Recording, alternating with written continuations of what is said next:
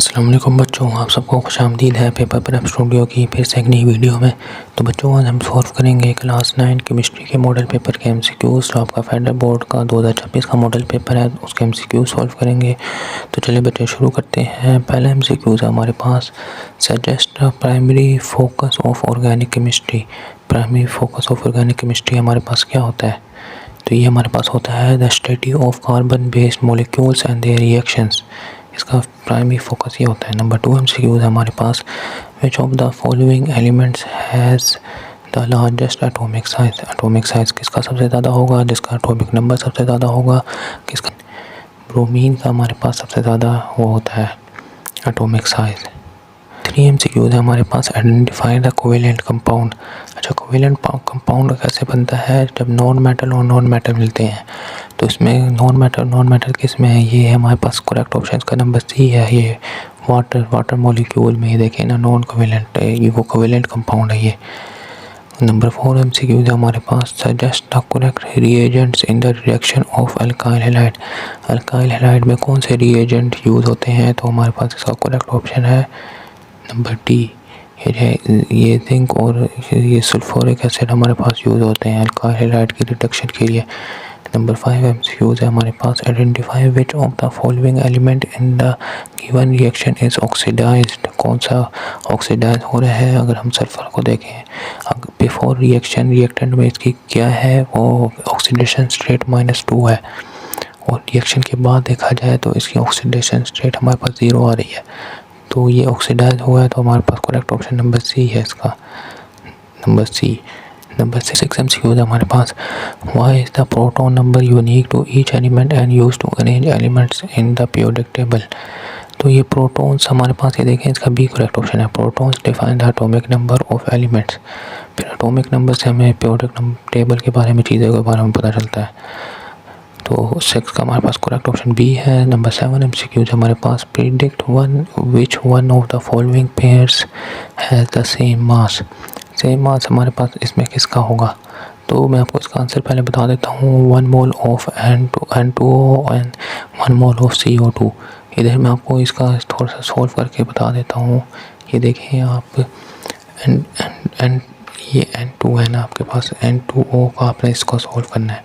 तो इसका आप अगर निकालें, जैसे इसका वो निकालें ना मोलर मास, तो ये आ रहा है 14 मल्टीप्लाई नाइट्रोजन का एटॉमिक मास क्या होता है? हमारे पास 14 होता है।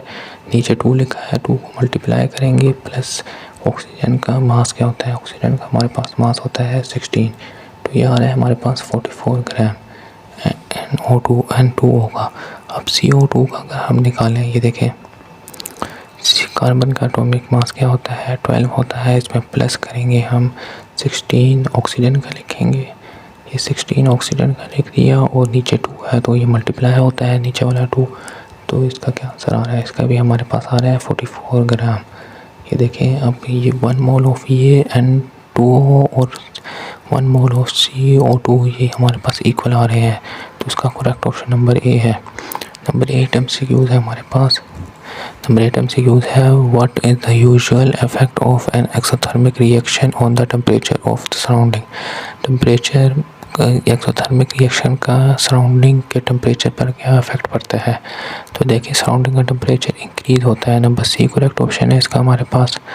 नंबर 9 एमसीक्यूज़ है हमारे पास, क्लोरीन हैज़ 2 आइसोटोप्स। ये क्लोरीन के से 35 और 37 आइसोटोप दिए हुए हैं।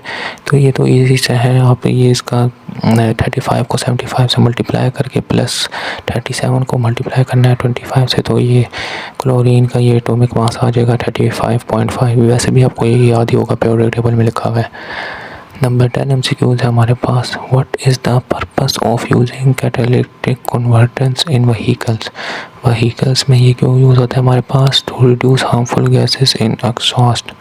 ये जो हार्मफुल गैसेस होती हैं जैसे कार्बन मोनोऑक्साइड और नाइट्रोजन के ऑक्साइड से, इसको हार्मफुल गैसेस को हम रिड्यूस करने के लिए यूज़ होते हैं कैटालिटिक कन्वर्टर्स गाड़ियों में।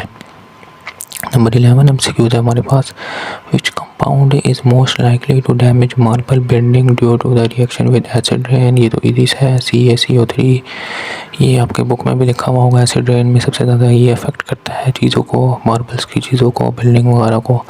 नंबर 12 MCQs है suggest which statement about solubility is incorrect. Incorrect statement हमारे पास कौन सी है? It refers the ability of a solute to dissolve. ये तो ठीक है। Number 8 is major in grams per litre. ये भी ठीक है। It is affected by temperature pressure. ये भी ठीक है। It is independent of temperature. नहीं, ये इंडिपेंडेंट ऑफ टेम्परेचर नहीं होता है, तो इसका करेक्ट ऑप्शन नंबर डी बन रहा है हमारे पास। तो बच्चों ये आपके क्लास 9 के केमिस्ट्री के 12 के 12 MCQs सॉल्व हो चुके हैं। तो बच्चों आज के लिए इतना ही, बाकी हम अगली वीडियो में देखेंगे। शुक्रिया।